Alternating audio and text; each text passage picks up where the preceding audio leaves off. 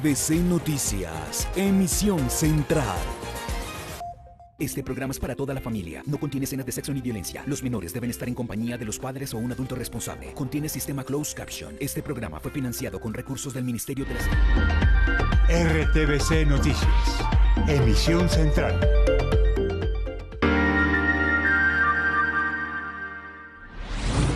Cruenta arremetida rusa contra Kiev. Crecen los bombardeos que buscan doblegar la capital ucraniana. En RTVC Noticias, información y contexto. Así fue bombardeada la torre de la televisión ucraniana. La ciudad está sitiada por una gigantesca caravana de tanques. En medio de la lluvia de bombas crece el drama humanitario. Los casos de civiles, muertos, heridos y refugiados se multiplican en Ucrania. La diplomacia cierra filas. Emotivo aplauso al presidente de Ucrania y silencio y salas vacías mientras Rusia interviene en Naciones Unidas. Boxeadores y técnicos de fútbol que van a la guerra. En Ucrania, cada vez más civiles toman las armas para defender a su país. Un adulto mayor y un niño identificados como presuntos responsables del asesinato de don Hildebrandu, el conductor de camión asesinado por una turba enfurecida. Murió otro bebé indígena en los cambuches del Parque Nacional. Primer día sin tapabocas al aire libre. Les contamos cómo se vivió la medida en las ciudades. Colombia, mi elección 2022. El material electoral ya va para las regiones. Denuncia de financiamiento ilegal con contratos públicos y seguimos con la pedagogía. Esperen nuestra sección electoral.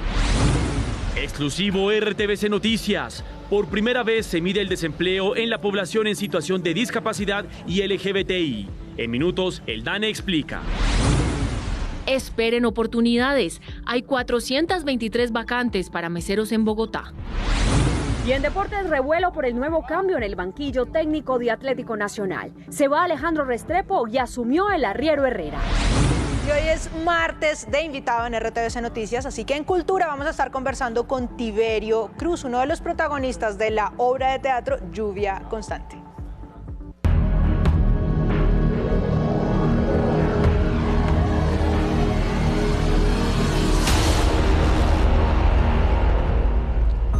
Buenas noches. La de hoy ha sido una de las jornadas más cruentas en medio de la invasión de Rusia a Ucrania.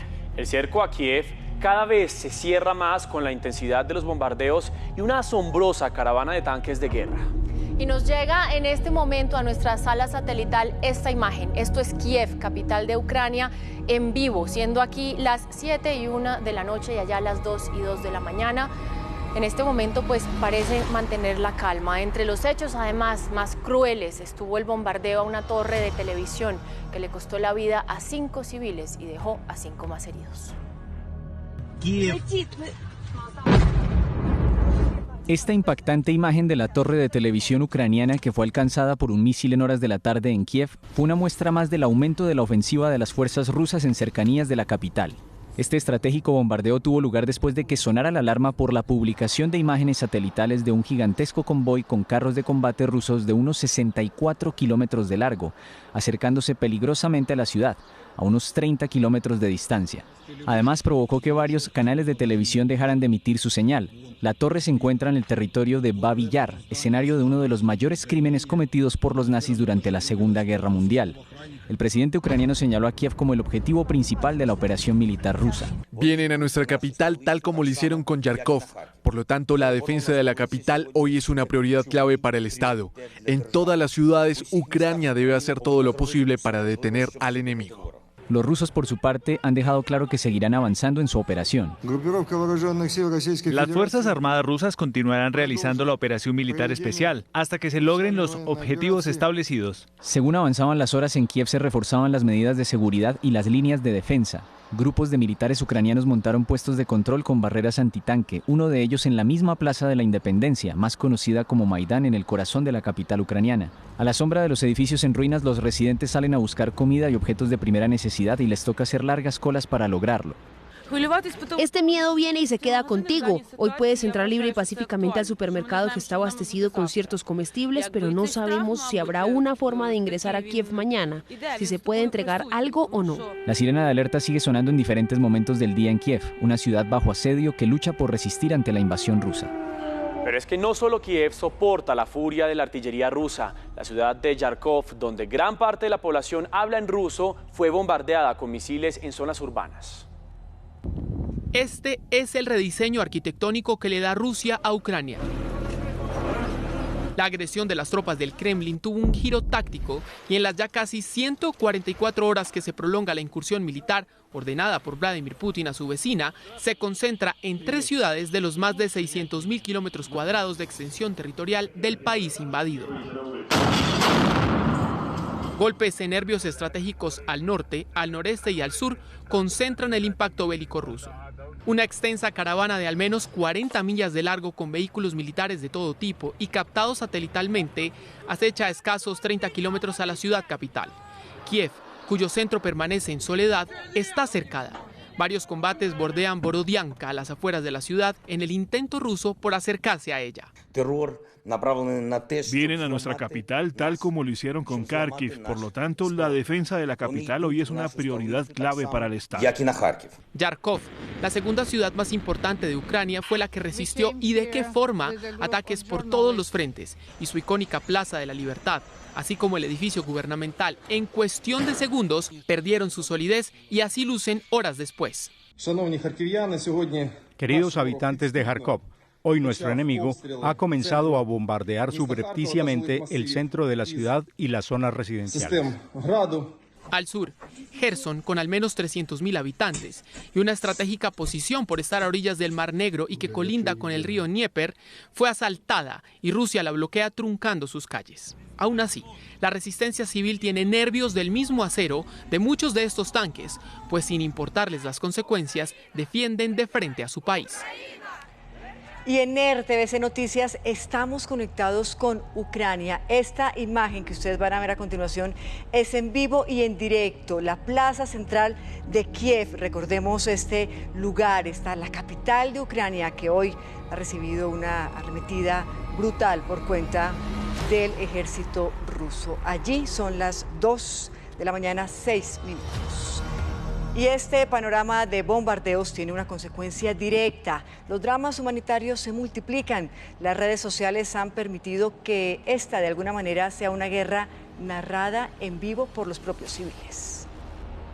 Este testimonio desgarrador de la periodista argentina Sol Macaluso, quien se encuentra en Kiev reportando lo que ocurre, muestra una radiografía de la que viven muchas personas atrapadas por la guerra. En medio del llanto relata cómo su guía le encomienda a su hija. Hemos compartido todo el día de información y perdón. Y es muy duro que se tengan que quedar a defender a su país, dejar a su familia y que venga alguien y te diga, por favor, llévate a mi hija y hazte cargo de ella, que no le falte nada. Y es que el panorama sigue siendo el mismo desde que inició el ataque. Lo que para muchos era un corredor diario para abordar el metro, hoy es un refugio para salvaguardarse de las explosiones.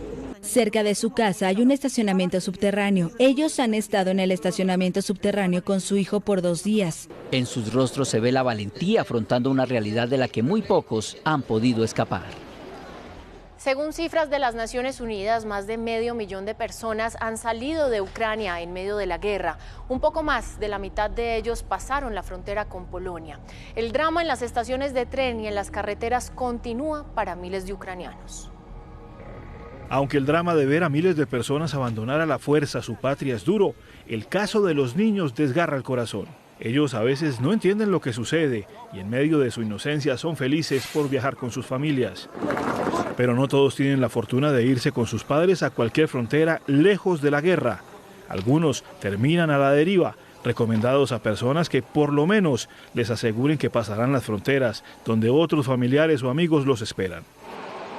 Polonia es uno de los países que más personas acoge. Comida, ropa y refugio son seguros, en los que cada centímetro significa libertad y en el que cada gota de gasolina vale para mantener la ilusión de los que quedaron en Ucrania. Hungría y Rumania son otros de los destinos masivos de los refugiados. Instalaciones deportivas se transforman en hogares momentáneos para cualquiera que huya de los misiles. Atrás quedó la pandemia porque el virus de la guerra es más mortal. El cansancio de los padres acorralados por el conflicto contrasta con un mundo lleno de juguetes en el que los niños no conocen la guerra. La guerra también se libra en los escenarios de la diplomacia. Hay dos imágenes significativas en las últimas horas. Los aplausos de pie para Ucrania y el silencio y las salas vacías para Rusia. Este acto de doble vía refleja el rechazo a las decisiones de Vladimir Putin. Dos boicots con menos de una hora de diferencia a intervenciones del canciller del Kremlin, Sergei Lavrov, fueron un elocuente mensaje hacia Rusia. Tanto la conferencia de desarme en Ginebra como el Consejo de Derechos Humanos de la ONU dejaron recintos vacíos mientras se proyectaban sus intervenciones en video debido a las sanciones antirrusas que le impiden sobrevolar territorio de la Unión Europea. Pero si de dar la espalda al Kremlin se trata, el mensaje hacia Ucrania es de apoyo. Esta ovación fue el uniforme y sostenido gesto del Parlamento Europeo durante la intervención del presidente Volodymyr Zelensky, firme en su liderazgo. Nuestra gente está muy motivada. Luchamos por nuestros derechos, nuestra libertad y nuestra vida. Y ahora luchamos por sobrevivir. Minutos adelante, el presidente del Consejo Europeo, Charles Michel, resumió la postura del bloque. Esto es terrorismo geopolítico, puro y simple. Mientras el viceprimer ministro del Reino Unido, Dominic Raab, advirtió que Putin podría ser juzgado por crímenes de guerra, la OTAN le habló desde Polonia. Putin ha destrozado la paz en Europa. El cerco diplomático hacia Rusia se reduce, mientras los efectos como la migración de ucranianos y el deterioro en todo su país aumentan. Y Colombia, ante Naciones Unidas, condenó la arremetida rusa y la violación de derechos humanos. La vicepresidenta y canciller precisó sobre la cifra de colombianos en ese territorio. La diplomática dijo que la acción de Rusia provoca un éxodo masivo que genera una nueva crisis migratoria. Son cientos de miles de personas, entre ellos 293 ciudadanos colombianos, quienes se encuentran hoy, a esta hora, sufriendo la inclemencia del invierno para huir de Ucrania, luego de 6 largas noches abandonando una parte de sus familias. Llamó la atención de la organización internacional y pidió rodear a Ucrania. Colombia reitera su solidaridad con la valentía del pueblo ucraniano y de su gobierno, que afrontan esta agresión injustificada y no provocada, causando un sufrimiento humano como no veíamos desde la Segunda Guerra Mundial. Sostuvo que Rusia debe responder por sus acciones. Por las consecuencias humanitarias, económicas, jurídicas y de toda índole del hecho ilícito internacional en el que ha incurrido. La funcionaria manifestó que se debe considerar poner en marcha los mecanismos existentes para verificar el cumplimiento de los compromisos en materia de desarme de los estados que poseen armas nucleares. Les contamos ahora que 2 personas serán conducidas ante la justicia, un adulto y un menor de edad, en la investigación por el asesinato de don Hildebrando Rivera. Recordemos, el conductor que fue asesinado por una turba enfurecida luego de que protagonizara un accidente de tránsito. Se trata del esposo de la mujer gestante de esta misma comunidad que falleció junto a su hija menor de edad en medio del accidente de tránsito. El hecho desencadenó la furia de la turba que asesinó a don Hildebrando Rivera. El otro conducido es un menor de edad. La familia de la víctima espera que el caso se aclare. Con esta captura se nos abre una gran esperanza que las cosas se están haciendo bien, que se está investigando. En el momento, un juez de control de garantías adelanta las audiencias de legalización de captura, imputación de cargos y medida de aseguramiento. Nueva tragedia para las familias indígenas en el Parque Nacional en Bogotá. Un bebé de 3 meses murió, al parecer, por afectaciones respiratorias. Conectamos inmediatamente con John López. John, buenas noches. Este no es el primer caso que se presenta allí en el Parque Nacional. ¿Cuál es el reporte a esta hora? Cuéntenos. Hola Mateo, buenas noches. Efectivamente, este no es el único caso que ha ocurrido. Mire, le voy a contar, esta semana los indígenas en Vera ya completan 5 meses aquí en el Parque Nacional y en los últimos 3 meses son 2 los menores de edad que han muerto debido a enfermedades relacionadas con afectaciones respiratorias. Pero es que las condiciones en las que viven pues no son las mejores. Los niños diariamente están expuestos a las bajas temperaturas de la capital del país y en esta temporada de lluvias pues el número de menores enfermos tiende a aumentar. En medio de los cambuches que ya completan 5 meses en el Parque Nacional, los gritos de auxilio de una mujer en Vera alertaron a la Guardia Indígena. Su bebé de 3 meses de edad no podía respirar. El niño murió mientras recibía atención médica. El niño salió de acá por tema de urgencia, como siempre, se trasladó al centro hospitalario Santa Clara. A través de un comunicado, la Secretaría de Salud afirmó que el menor recibió atención médica en varias oportunidades. El Hospital Santa Clara detectó alteraciones gastrointestinales, fiebre e ictericia en el menor. Descalzos y con poca ropa. Es la evidencia de que están expuestos a enfermedades. Los líderes dicen que los 400 niños indígenas en estas condiciones están en alto riesgo de enfermarse. Los cuales hacen pues que los niños pues empiecen a tener picaduras, sarpullidos y empiezan a generar nuevos brotes de enfermedades. Montañez asegura que las mujeres dan a luz a sus hijos dentro de los cambuches y en condiciones insalubres. Ya son 52 los niños indígenas que han presentado afectaciones en su salud relacionadas con problemas respiratorios. La Corte Constitucional ordenó al gobierno y a la registraduría que pongan en marcha un sistema de identificación que incluya la categoría no binario en los marcadores de sexo en la cédula. En este informe les explicamos claramente de qué se trata. El fallo de la Corte Constitucional es sobre las personas no binarias. ¿Sabe qué es el género no binario? No, señora. Tengo entendido que son aquellas personas que no se identifican con los dos géneros, ni femenino ni masculino. Significa que la persona que dice serlo no se ha definido, si es hombre o es mujer. Una decisión que cada vez es más conocida. El alto tribunal ordenó que esa opción sea incluida en los documentos de identidad. Los magistrados estudiaron una tutela presentada por Dani García Pulgarín, quien desde los 20 años inició un proceso de transición de género al no identificarse ni masculino ni femenino. Exhortar al Congreso de la República para que en el término de 2 años regule todos aquellos derechos, obligaciones y servicios que encuentran en el sexo o en el género un criterio de asignación. En temas como la pensión de vejez, la prestación de servicio militar y la asignación en la cárcel, el alto tribunal aseguró que existe un vacío jurídico que se debe subsanar. Razón por la cual se da una protección específica al proyecto de vida y libre desarrollo de la personalidad de esta persona que no se siente cómoda ni en un lado ni en el otro. No estoy de acuerdo que la gente esté en contra de la naturaleza, ¿no? Pues a mí me parece bien, quiero decir, esas cosas, es una cosa de cada persona. El alto tribunal dio 6 meses a la registraduría y al gobierno para que dispongan los mecanismos para quienes cumplen los requisitos puedan acceder a este cambio. Y hablamos ahora de las lluvias que causan estragos en varias regiones. Una persona muerta y 3 heridas dejó un deslizamiento en Cocorná, Antioquia. En total, 68 municipios del departamento están en riesgo por derrumbes. Con fuerza, los ríos bajaban por su cauce como resultado de las más de 12 horas continuas de lluvia en Cocorná. De aquí que me fui, que cerré el negocio, ya junto en el puente estaba a punto de desbordarse allá en la Guayabal. Mientras pasaban las horas, los habitantes de este municipio permanecían atentos a cualquier emergencia. Estamos ya con maquinaria amarilla por parte de la alcaldía, de la gobernación y de otros municipios cercanos, apoyando y tratando de abrir para acceder lo más rápido posible a estas veredas que se encuentran incomunicadas en este momento. Según el DAGRAN, son 18 los puntos afectados por deslizamientos de tierra en zonas rurales del municipio, los cuales tienen incomunicadas a 8 veredas. La bocatoma del acueducto principal presenta fallas por los movimientos de tierra, dejando sin agua a los habitantes de toda la cabecera municipal. Un acueducto veredal, que es el acueducto que abastece la vereda San Juan y parte de la zona urbana, donde son aproximadamente 400 usuarios. En medio de las emergencias, un hombre de 52 años perdió la vida, 2 personas más resultaron lesionadas y hasta el momento van cerca de 85 familias damnificadas. Y el corregimiento Santana Ramos en Puerto Rico, Caquetá, está incomunicado por la fuerte temporada de lluvias.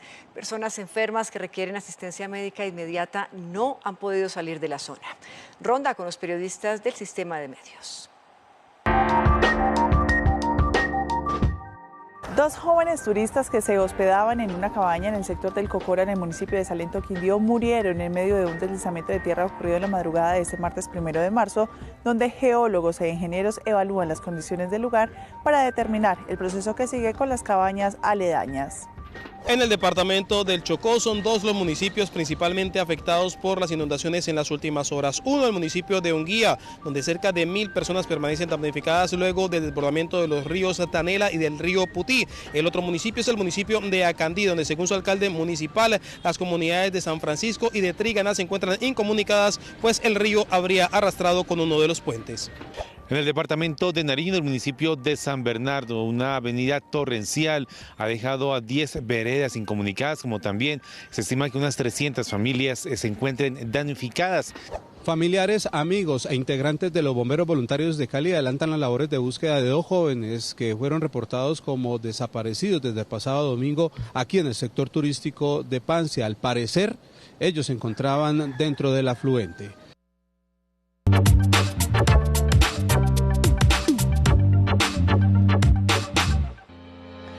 En RTVC Noticias, emisión central, es momento de revisar cómo avanza la vacunación. En nuestro país han sido aplicadas ya 77.329.888 dosis contra el COVID-19. Y también hay que decir que 33.580.348 colombianos ya tienen su esquema completo de vacunación.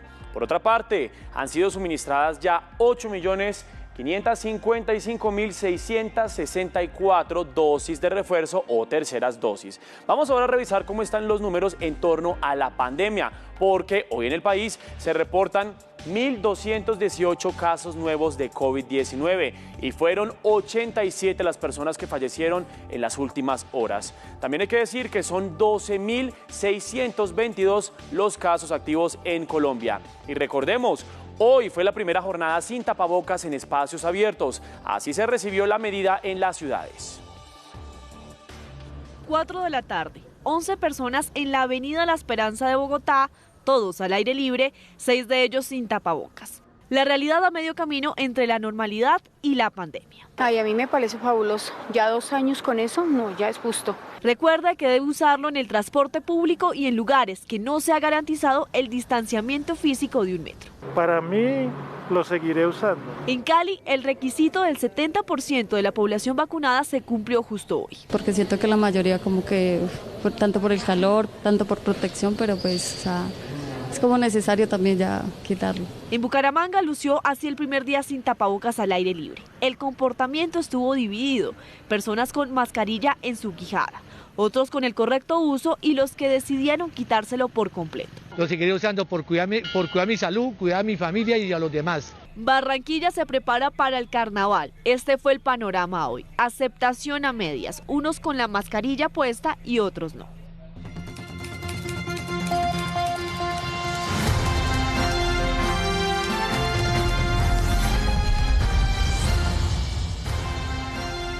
Iniciamos Colombia, mi elección 2022. Les estamos contando ahora que con la distribución del material electoral, hoy inició realmente este tema. El país tendrá 12.000 puestos de votación y ya está dispuesta la logística. Durante el evento, el registrador se refirió al tema de posibles hackeos. Pero tranquilos, él mismo dijo que todo estaba en orden. Los posibles riesgos por hackeo durante el conteo electoral estuvieron sobre la mesa durante la presentación del material para la jornada del 13 de marzo. Y frente al tema de la ciberseguridad, obviamente ya nos habían reportado ataques posiblemente de Rusia, Venezuela y Nicaragua. Ya montamos un SOC de seguridad para la registraduría, proteger nuestras páginas, proteger el preconteo, pero la policía también va a colaborar en la ciberseguridad. Según el Ministerio de Defensa, 210.000 integrantes de la fuerza pública están dispuestos en todo el país para garantizar la tranquilidad de las elecciones. Todos nuestros kits están en los consulados, embajadas y arranca la votación en el extranjero el próximo domingo. El presidente Duque asistió a la presentación del Centro Logístico para las elecciones. Estamos viendo cómo está dispuesto nuestro país, todo para que el próximo 13 de marzo tengamos una jornada electoral transparente, eficaz, con rápido procesamiento. A partir de hoy, el material está viajando a todo el territorio nacional para ser entregado en las diferentes registradurías en el país. Hablamos ahora de noticias judiciales, pero relacionadas con la política. El fiscal general de la Nación dijo tener evidencias de funcionarios públicos que habrían financiado campañas políticas a través de contratación antes de la ley de garantías.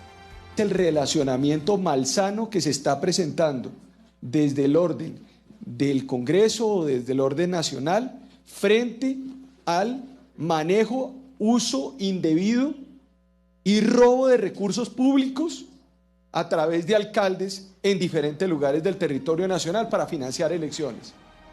Pues sobre este tema, el Contralor General encendió las alarmas. Dijo que en plena época electoral hubo un aumento de 1000% en la contratación. Solo después de empezar la ley de garantías se han aprobado más de 1.500 proyectos por 2 billones de pesos. Y hemos visto que en el 30% de ellos hay falencia en el lleno de requisitos de estos proyectos. Pedagogía electoral. A través de las redes sociales hemos recibido cientos de inquietudes acerca del tema electoral. Todos tenemos dudas y preguntas. En Colombia, Mi Elección 2022, las resolvemos juntos. A nuestra cuenta de Instagram, @michiguerrero9, nos envió la siguiente pregunta. Si me acaban de entregar la contraseña, ¿puedo votar? Le tengo la respuesta a Michelle. Pues Michelle, le tengo malas noticias. Bueno, no son tan malas. Recordemos que no solo se puede votar con la cédula física y electrónica. Además, hasta el 13 de enero del 2022, para votar en elecciones del Congreso de la República, usted podía inscribir su cédula. Y en el caso de las presidenciales, hasta el 29 de marzo. Así que con la contraseña no puede votar, no cumple con ninguna de estas garantías. Así que con la contraseña, insisto, no puede votar Michelle ni ninguna persona que tenga tan solo la contraseña.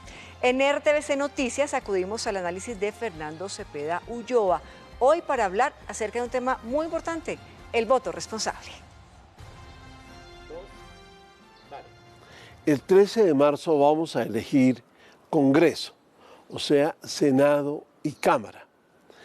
Infortunadamente, este proceso electoral quedó presidencializado. Hablábamos de candidatos presidenciales, pero no de candidatos a Senado y Cámara. Esto ha opacado, ha disminuido la importancia de la elección del 13 de marzo, que es la de Senado y Cámara, la de Congreso. Eso es importante reafirmarlo, reiterarlo, repetirlo. El 13 de marzo se escogerán además 3 candidatos a la presidencia. No serán los únicos. Habrá otros que no están jugando dentro del tema de las consultas interpartidistas. Es un mecanismo que se inventó para ayudar a los partidos políticos a escoger sus candidatos, como quiera que ninguno de ellos estaba seguro de que iba a contar con los votos necesarios para que su candidato pasara a primera vuelta. Es un ejercicio inédito, se utilizó en el 2018 y eso dio lugar a la elección presidencial de Iván Duque. No sabemos si esta vez ocurrirá algo parecido. Ya ven, aquí aprendemos juntos. Y en Colombia, Mi Elección 2022, revisamos cómo estuvo la jornada en las distintas campañas. Agenda de los candidatos. Rodolfo Hernández aseguró a RTVC Noticias que la ingeniera industrial Marelén Castillo Torres sería su nueva fórmula vicepresidencial. Se espera que en los próximos días se haga el anuncio oficial, ya que se espera el aval de la Registraduría Nacional. Luis Gilberto Murillo rechazó la situación que se vive en Ucrania con los estudiantes de otros países. Inadmisible que además del conflicto se discrimine estudiantes de distinto origen. Latinos, africanos e hindúes que intentan escapar de Ucrania luchan por sobrevivir y además por vivir en tranquilidad. Gustavo Petro denunció que el gobierno no le permite entrar a la isla Providencia. Nos prohíbe el gobierno llegar a Providencia Isla, una violación de los derechos políticos que son derechos fundamentales garantizados por la Constitución. John Milton Rodríguez denunció amenazas desde el Cauca para evitar que haga campaña electoral. Hemos recibido amenazas de las FARC pretendiendo limitar nuestra visita al departamento del Cauca con ocasión de nuestra gira.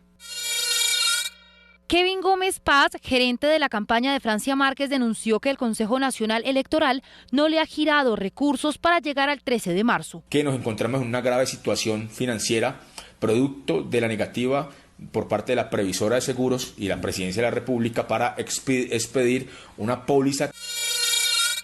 Camilo Romero respaldó denuncias de personas que recibían citas médicas urgentes hasta dentro de 20 días. Es inadmisible que a una persona que necesita atención en salud le digan que solo hay cita en 20 días.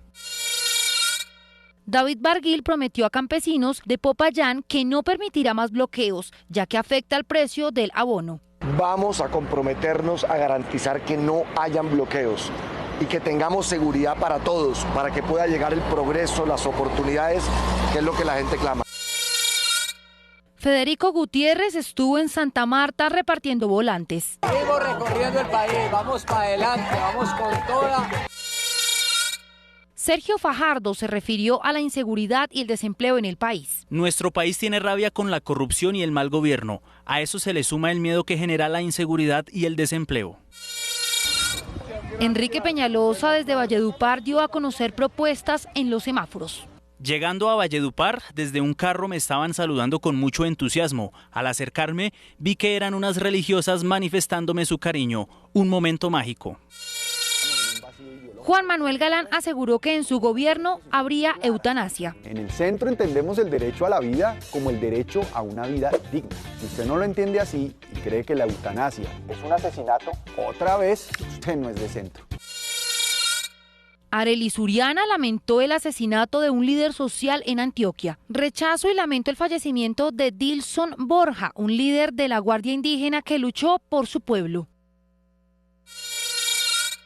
Luis Pérez, Enrique Gómez, Aideli Sarazo, Carlos Amaya, Ingrid Betancourt, Alejandro Char, Jorge Robledo, Oscar Iván Zuluaga, Alfredo Saade, Alejandro Gaviria no tuvieron eventos públicos antes de esta emisión.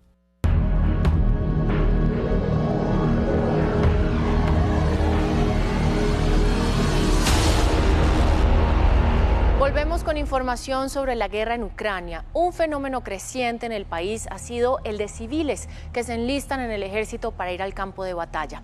Entre los nuevos combatientes hay hasta célebres deportistas. Veamos. Combatir por honor. Combatir con el peso de una bandera. Combatir para ser parte de la historia y la gloria de un país. Tres definiciones que son parte del deporte y de la guerra. De los cuadriláteros a la política y de ahí a vestir camuflados y portar armas. Esa es la historia del 2 veces campeón del mundo Vitaly Klitschko, quien se convirtió en alcalde de Kiev y ahora que Rusia ataca con más fuerza a su país, decidió junto con su hermano Vladimir que su deber es defender su territorio y a su gente. Acá no habrá ganadores, más bien muchos perdedores. Solo quiero decirles que tenemos que estar unidos contra esta agresión rusa.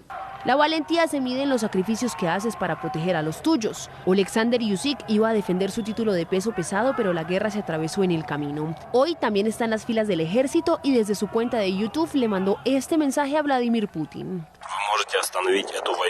Usted puede detener esta guerra. Por favor, siéntese a negociar con nosotros sin reclamos.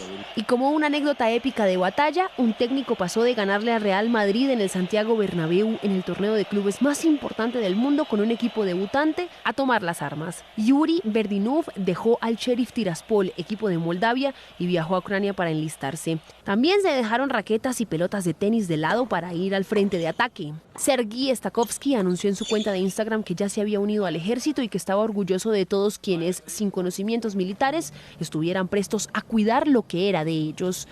Vitaly Zapilo, de 21 años, y Dmitry Martinenko, de 25. Y esta tarde hubo manifestaciones en Bogotá frente a la embajada rusa. Algunos ciudadanos ucranianos se concentraron para protestar por la invasión. Con banderas y pancartas y con el apoyo también de ciudadanos de otras nacionalidades, levantaron su voz y pidieron paz y cese al fuego.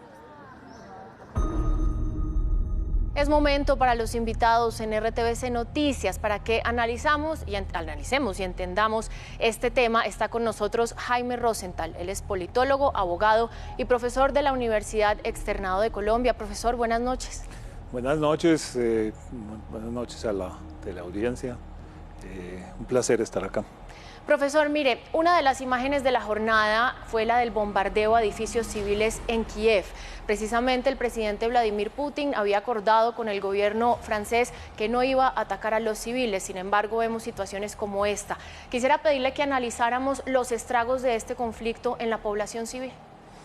Bueno, pues es sabido que en cualquier conflicto armado los civiles terminan siendo las víctimas principales.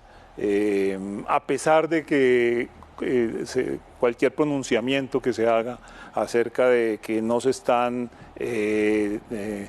persiguiendo, no se están atacando poblaciones civiles, pero desafortunadamente la realidad nos muestra que siempre la población civil es la que aporta la mayor cantidad de víctimas. Y eso pues es algo que obviamente genera unas consecuencias. Entonces ya empieza pues a hablarse de crímenes de guerra, ya empieza a buscarse pues unas reacciones en otros escenarios para tratar de minimizar estas víctimas civiles, pero lo cierto es que siempre terminan siendo las víctimas civiles las principales víctimas de un conflicto armado. Profesor, veíamos hoy que Ucrania recibe aplausos y Rusia desplantes en el Foro de las Naciones Unidas, que entre paréntesis ha tenido una reacción bastante tibia en todo este tema.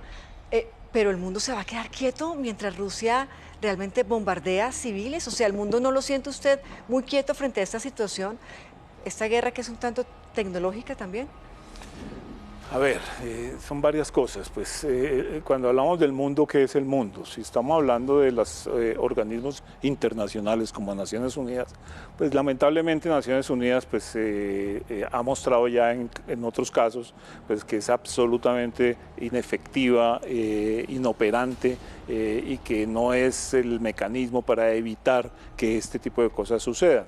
El esquema de Naciones Unidas pues requiere una revisión profunda. Eso ya pues es un lugar común dentro de todo el mundo de la diplomacia y de los internacionalistas. Es un esquema que ya está totalmente caduco y en este caso particularmente pues todavía más, en la medida en que Rusia pues es miembro del Consejo de Seguridad, miembro permanente con derecho a veto, y cualquier decisión que tome el Consejo de Seguridad, que es el organismo máximo del esquema internacional que puede tomar alguna decisión al respecto, con base en la Carta de Naciones Unidas. Si Naciones Unidas, el Consejo de Seguridad, no puede tomar una decisión, no hay dónde tomarla, no es posible tomarla. Y eso es algo que, a mi modo de ver, Putin tuvo en cuenta, pues, bueno, esto no es una decisión que Putin tomó ayer ni antes de ayer, esto lo viene planeando, lo viene maquinando desde mucho tiempo atrás, prácticamente desde el 2014 con la anexión de Crimea.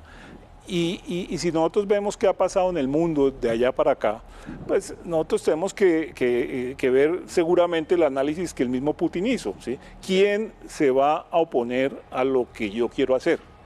¿Quién se va a oponer?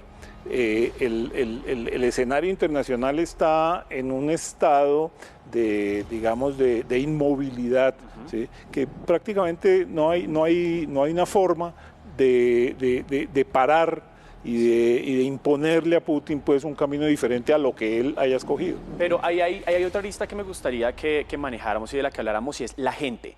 Putin ha logrado tener el poder todos estos años pues por los mismos rusos, la misma población rusa. Vemos que varias de las medidas que se están aplicando, como mencionaba Patricia, pues son estas medidas económicas, ejecutivas. Distintas compañías como Apple, Google están empezando también a meterse en este tema con sanciones, hasta Disney. Y eso lo que busca es minar un poco la popularidad de Putin. ¿Qué tanto podría funcionar esta estrategia? Digamos, si Putin pierde mucha popularidad, definitivamente podría la misma gente ser la que moviera ese cambio en la situación que estamos atravesando. Sí, a largo plazo sí, pero ni a mediano ni a corto plazo eso va a funcionar. Yo creo que Putin, cuando tomó la decisión y analizó las variables de lo que le puede pasar y de los diferentes escenarios, él tuvo en cuenta la posibilidad de que su propio régimen sobreviva a lo que él va a hacer. Y dentro de ese cálculo pienso yo que él llegó a la conclusión de que él puede sobrevivir inicialmente a todo esto y cuando llegue el momento en que su régimen esté tambaleando internamente, pues ahí verá qué hace. Es cierto, la oposición interna en Rusia, pues desde el primer día de la guerra ya se hizo sentir, a pesar de las amenazas del régimen de fuertes sanciones a los opositores, salieron a la calle y se habla de 1.500, 2.000, quién sabe cuántos serían en realidad los opositores que ya están encarcelados, pero eso no para ahí, eso sigue, y no solamente entre la gente de la calle, entre los rusos, digamos, de la calle, entre los amigos de Putin. Los amigos de Putin, que son esos que han denominado esa oligarquía que está gobernando en Rusia, pues ellos mismos son los que se van a ver afectados. Sí. ¿Y hasta dónde se van a enterrar con Putin? Ahí claro. Es donde está el tema. Falta ver, profesor, entonces del alcance que tendrá Vladimir Putin. Bueno, muchísimas gracias. Él es Jaime Rosenthal, politólogo, abogado y profesor de la Universidad Externado de Colombia. Un gusto haberlo tenido con nosotros hoy. Un placer. En otras noticias, el presidente Iván Duque nuevamente habló de la crisis por la guerra de Ucrania. Dijo que acompañará las sanciones que se le impongan a Rusia al amparo de Naciones Unidas. Para tal fin, el país buscará mecanismos que no golpeen su economía. Nosotros también tenemos que, como país, estar preparados ante todas estas sanciones, a cómo nosotros tendremos que sustituir algunas importaciones que puedan venir de Rusia y también encontrar nuevos mercados, algunas de las exportaciones nuestras a Rusia. Duque reiteró que Colombia ha alertado desde hace tiempo que hay equipos militares rusos en Venezuela. Nosotros siempre hemos puesto las luces de alarma y de alerta y por eso se hizo la invitación al embajador ruso para que aclarara cuál es ese despliegue que tienen de equipos militares en ese país. Y por eso las acciones están dadas. Nuestra inteligencia, nuestra contrainteligencia siempre tendrá la capacidad de advertir si hay equipos que se estén utilizando para tratar de obtener información de nuestro país.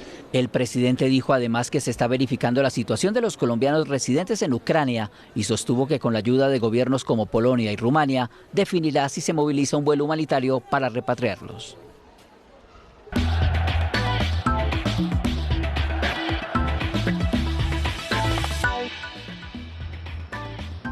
Y llegó el momento de la información deportiva aquí en RTVC Noticias. Diferentes federaciones del mundo deportivo siguen sancionando al deporte ruso tras el 6º día de invasión a Ucrania. Además, una de las marcas deportivas más importantes del mundo ya anunció que retirará del mercado todos sus productos. La Federación Internacional de Voleibol confirmó este martes que confiará a otro país la realización del Mundial masculino que se iba a disputar en Rusia entre agosto y septiembre, mientras que la Unión Internacional de Patinaje sobre Hielo vetó a los patinadores rusos de las competencias con efecto inmediato y hasta nueva orden. Por su parte, la Federación Internacional de Automovilismo, así como la Federación Internacional de Natación, aseguraron que los deportistas podrán competir bajo bandera o equipos neutrales. En cuanto a la Fórmula 1, es incierto qué ocurrirá con el Gran Premio de Rusia que se tenía previsto en Sochi para el 25 de septiembre. La World Rugby suspendió a las selecciones y equipos rusos y bielorrusos de este deporte en solidaridad con Ucrania. Mientras tanto, la UEFA anunció su rompimiento con el consorcio ruso de gas Gazprom, principal patrocinador de la Champions League.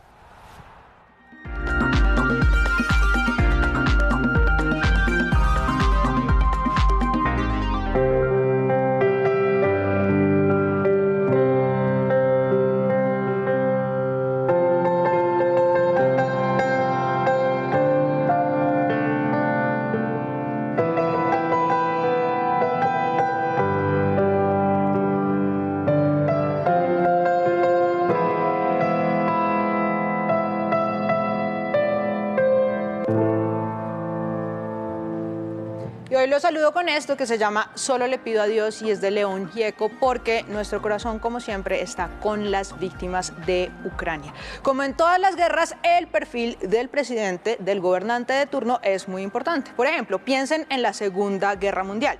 Winston Churchill, que era el líder del Reino Unido, hizo toda su credibilidad a partir de su trayectoria como político, como militar, como escritor y como estadista. Mejor dicho, todo el mundo lo respetaba. O piensen, por ejemplo, en Franklin Roosevelt en Estados Unidos, que lideró la guerra y ya tenía un prestigio que se había ganado cuando sacó a su país de la Gran Depresión. Es decir, tenía todas las credenciales ya ganadas. Esto me lleva a pensar en Ucrania, donde el presidente no cuenta con ninguna carrera, como la de Churchill o como la de Roosevelt, y al contrario, su escuela política ha sido el humor y la actuación, pero aún así ha mostrado que sabe manejar la situación perfectamente. La primera cosa que hay que tener en cuenta es la habilidad que tiene Zelensky para darse a conocer en Ucrania. Resulta que antes de llegar a la presidencia, este señor tenía un programa de televisión que se llamaba Servidor del Pueblo, en el que interpretaba a un profesor de colegio, de secundaria, que accidentalmente, de un día para otro, se convierte en presidente. Esto era un show de comedia que fue viral en Ucrania, sobre todo porque criticaba y señalaba la corrupción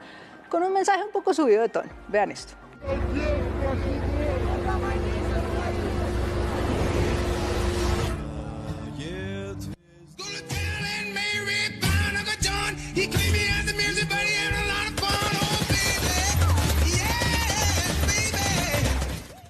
Este programa no solo convirtió a Zelensky en toda una estrella, sino que además le sirvió como trampolín para hacer su campaña presidencial. Resulta que en la vida real creó un partido político con el mismo nombre del show. La estrategia de campaña se redujo a discursos muy corticos y a rutinas de comedia en YouTube. Yo creo que nada de esto es casualidad. Un comediante sabe muy bien que su misión es generar algún sentimiento, llegar a empatía con el público, y si ustedes revisan los discursos de Zelensky desde que comenzó la guerra, lo que más le destacan a él es la emotividad cada que habla, la firmeza, el patriotismo, que la gente se siente representada en él y siente que la guerra que ellos están sufriendo también la sufre su presidente. Por ejemplo, veamos cuando Estados Unidos le ofreció un vuelo para que se escapara de los ataques. Hay información falsa. Me quedo en la capital con mi gente. Necesito municiones, no daré un paseo. Así que, ¿qué le ha traído de bueno a este señor haber sido comediante antes? Yo creo que eso, esa capacidad de conectarse con la gente, de poder tener un discurso y una oratoria tan sólida y tan emocional que el pueblo no lo ve como el líder allá al que no le importa, sino como uno más que está sufriendo la guerra de la misma manera que ellos. Mejor dicho, es mejor tener un presidente que sea buen payaso que un payaso que sea mal presidente.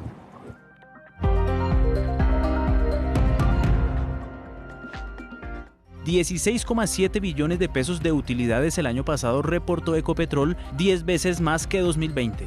739.848 barriles de petróleo por día produjo Colombia en enero de 2022, una reducción anual de 1%. La nueva oferta pública de adquisición de los Gilinski por Nutresa busca totalizar más de 40% de las acciones del grupo con un precio promedio de $12,58, es decir, 50.000 pesos por acción. El precio del dólar bajó 8 pesos con 66 centavos y llegó a 3.901 pesos con 62 centavos. 36.590 vehículos se vendieron en Colombia entre enero y febrero de este año, 7,7% más que el mismo periodo de 2021. Y a propósito de cifras, es martes de los datos del DANE con su director Juan Daniel Oviedo. Hoy en exclusiva para RTVC Noticias, el contexto y la explicación de dos cifras inéditas: desempleo para población LGTBI y las personas en situación de discapacidad. Muy buenas noches. El DANE presentó el día de ayer los resultados del mercado laboral para Colombia para enero de 2022, pero lo hizo con una nueva encuesta. La gran encuesta integrada de hogares del marco 2018, que reconoce no solo las condiciones sociales, económicas, demográficas y espaciales de la población en el territorio nacional y por consiguiente de sus hogares. Esto nos va a permitir tener más precisión en las estadísticas de mercado laboral, reconocer las nuevas condiciones de las ciudades, pero sobre todo hacer un análisis diferencial mucho más extenso de cuáles son las condiciones que enfrentamos en la participación del mercado laboral. Recordemos que la tasa de desempleo nacional fue del 14,6% en enero del 2022, reflejando una reducción de 2,9 puntos porcentuales frente al mismo mes en el año 2021 y en un referente prepandemia todavía reflejando 1,8 puntos porcentuales de más de tasa de desempleo frente a aquella que observábamos en enero de 2020. Tradicionalmente, cuando hablamos de enfoque diferencial, el DANE desagrega la tasa de desempleo entre hombres y mujeres. En este caso, en enero del 2022, desafortunadamente, hemos visto un crecimiento de la brecha de sexo de la tasa de desempleo. ¿Por qué? Porque el 19.4% de las mujeres que están en la fuerza de trabajo enfrentan el desempleo, mientras que solamente el 11.2% de los hombres en la fuerza de trabajo se encuentran en esa condición. Pero una de las deudas históricas que tenía el país era no solo visibilizar a la población que se identifica LGBT, sino conocer de forma particular sus condiciones en el mercado laboral. Como ustedes pueden ver, con gran precisión, estamos estimando que aproximadamente 631.000 personas mayores de 18 años, que corresponden al 1.8% de ese rango poblacional en el país, se identifican como población LGBT, que se convierte en un 1,9% cuando nosotros estamos viendo su participación en la fuerza de trabajo. Gracias a que la pregunta de identificación LGBT se encuentra en la encuesta de hogares, podemos conocer también cuáles son las condiciones del mercado laboral de la población que se identifica LGBT. Esto significa que en el último trimestre del 2021, cuando la tasa de desempleo nacional fue del 11,5%, la población identificada como LGBT estaba enfrentando una tasa de desempleo del 12,8%, es decir, una brecha en contra de esta identificación de 1,3 puntos porcentuales. Finalmente, y a título de ilustración, también teníamos una deuda muy importante de conocer cuáles son las características de la población con discapacidad en relación con el mercado laboral. En este caso, de una forma muy precisa también para la población de 5 años o más, el DANE está estimando que aproximadamente 1.951.000 personas se encuentran en situación de discapacidad según la escala de severidad 1 y 2 del Grupo de Washington. Esto significa alrededor del 5% de la población. Sin embargo, cuando nosotros queremos medir una estadística para el último trimestre del 2021 que está asociada con la participación de la población con discapacidad en la fuerza laboral, mientras que más del 63% de la población sin discapacidad participa dentro de la fuerza laboral, estamos viendo que menos de la cuarta parte de la población con discapacidad se encuentra en esa condición, lo cual refleja la gran deuda histórica que tiene el país en materia de inclusión laboral de la población con discapacidad. Muchas gracias. Llegamos a oportunidades. Atentos, meseros en Bogotá, porque hay 423 vacantes para diferentes empresas del sector gastronómico. Les contamos de qué se trata y cómo postularse. En oportunidades para que meseros trabajen en Bogotá, vaya a la página www.agenciapublicadeempleo.sena.edu.co. Allí debe dar clic sobre la sección vacantes, luego escoge la sección Bogotá Distrito Capital, selecciona el ítem Ventas y Servicios y escoge la convocatoria Meseros y Capitán de Meseros. Ojo, porque antes de empezar cualquier proceso, debe crear un usuario y contraseña para registrar sus datos en la plataforma. Al ingresar le aparecerán las generalidades y requisitos como ser colombiano, ser bachillero técnico y tener mínimo 6 meses de experiencia laboral en el área. Atentos, porque son 423 vacantes con salarios de 1 millón hasta 2 millones de pesos mensuales que se están ofreciendo en diferentes empresas. Recuerde que la convocatoria basta que se agoten los cupos. Y muy importante, si quiere seguir informado 24/7, nos encuentra en todas nuestras redes sociales como RTVC Noticias.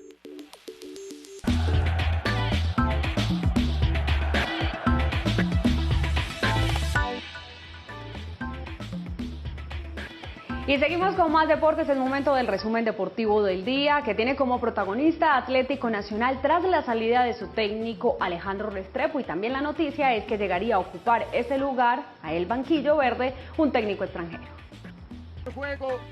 Después de 9 meses y tras una racha negativa de resultados, Alejandro Restrepo no va más con Nacional, pese a que su rendimiento con el equipo fue del 62%. Pero ya se habla de la llegada de Hernán Crespo, campeón de la Copa Sudamericana con Defensa y Justicia. Las conversaciones están adelantadas. James Rodríguez y su zurda volvieron a dar de qué hablar en el fútbol catarí. El colombiano dio asistencia con el Al Rayyan para el gol del empate del francés Steven Nsonsi al minuto 39. El 10 jugó 74 minutos en la victoria 2-1 sobre el Qatar SC. En RTVC Noticias rendimos un homenaje al búlgaro Gancho Karuskov, hombre que cambió el levantamiento de pesas en Colombia y la mente maestra detrás de la medalla de oro de María Isabel Urrutia en los Juegos Olímpicos de Sydney. Gancho falleció hoy a sus 98 años.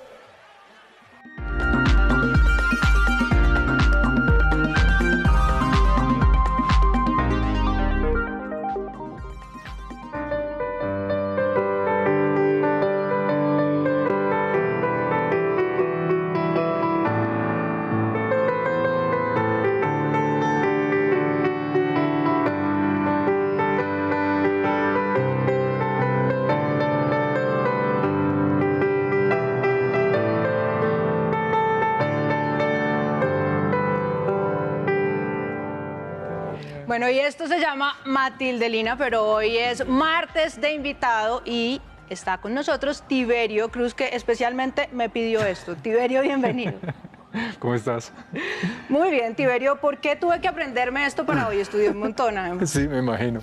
Yo soy de los que se aprenden muy pocas canciones, pero esta canción me la aprendí y se la canto a mi hija, se la cantaba cuando estaba recién nacida y se la cantaba mucho, porque me encantaba y la dormía así, cantándole esta canción y la dormía y bailaba con ella y se dormía. ¿Y se llama Matilde? No se llama Matilde, pero me encanta y pues me encanta la melodía y eso y se la cantaba y pues así la dormía.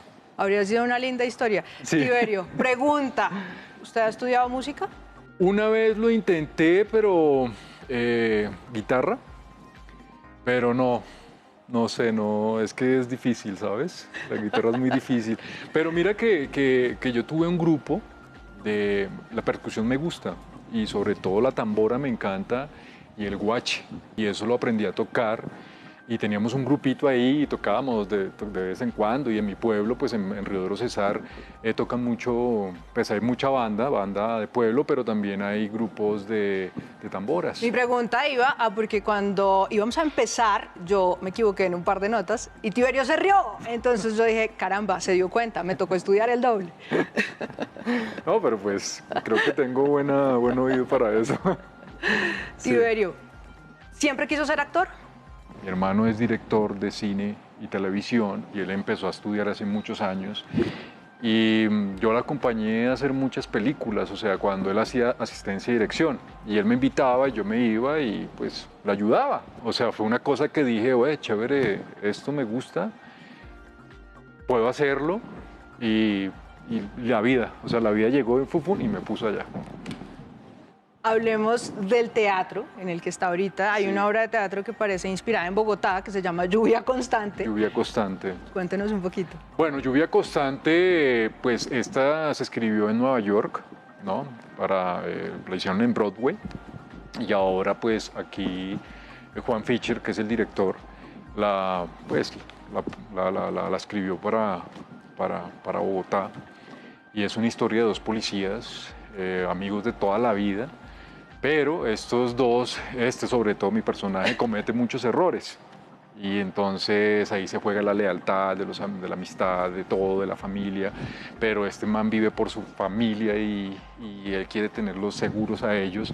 Pero empieza a cometer una serie de errores y ya no puede controlarlo. Bueno, Tiberio, muchas gracias por haber estado aquí con nosotros en RTVC Noticias. Por favor, invite a la gente. Vamos a estar todos los jueves a sábados desde las 8 de la noche. Entonces, allá los esperamos para que vayan y disfruten un poco. Tiberio, hay algo que yo no puedo dejar de hacer, que es muchas gracias por haber estado aquí.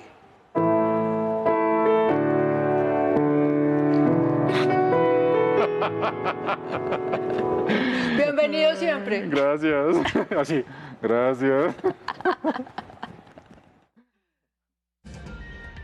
Nos hicieron reír un ratico Tiberio y Laura, y ¿sabe qué es lo más importante, Mateo? Cuéntame. Que después de esta pandemia que no se ha terminado, pues el teatro vuelve. y vuelve con toda, y ahí nos estamos dando cuenta, y no solamente el teatro, en este caso en Bogotá, sino en todo el país, y el Festival Iberoamericano también, ¿no? En Semana Santa.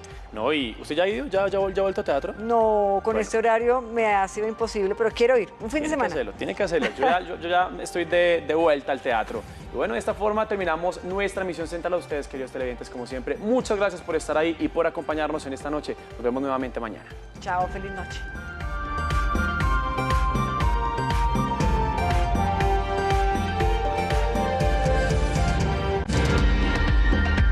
RTVC Noticias, emisión central.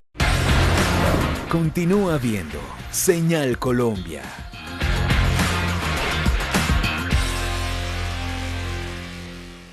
El siguiente espacio fue asignado por el Consejo Nacional Electoral, según la resolución número 1542 del 23 de febrero de 2022. Con P de pasión, de patria plena, P de planeta y preservar, de pueblo progresando a puro pulmón. Sí, P de Petro y P de pacto. El cambio comenzó y no lo detiene nadie, porque es un cambio desde el corazón y por la vida. Este 13 de marzo, en el tarjetón Senado y Cámara, vota pacto y pide el tarjetón de la consulta presidencial y vota Petro. ¿Por qué votar por la coalición Centro Esperanza? Porque vamos a vencer el dañino continuismo de Duque. Porque estamos unidos y listos para liderar la transformación de Colombia. Porque al igual que la mayoría, estamos mamados de la corrupción y de la polarización. Porque la desigualdad es injusta y tenemos que disminuirla. Porque representamos ideas nuevas, no los mismos partidos de siempre. Este 13 de marzo pida el tarjetón de la mayoría, el tarjetón de la coalición Centro Esperanza, y haga que se sienta la voz de la mayoría. Ellos son la coalición Centro Esperanza. Amaya, Fajardo, Galán, Gaviria, Robledo, la coalición del cambio. 13 de marzo, coalición Centro Esperanza. Me llamo Gustavo Petro y quiero ser su presidente. Nosotros nos comprometemos al cambio. Nosotros nos comprometemos con ustedes a derribar el régimen de la corrupción en Colombia. Ustedes y nosotros, comprometidos, firmaremos el pacto de la historia. Marca pacto, vota pacto. Continúa viendo Señal Colombia.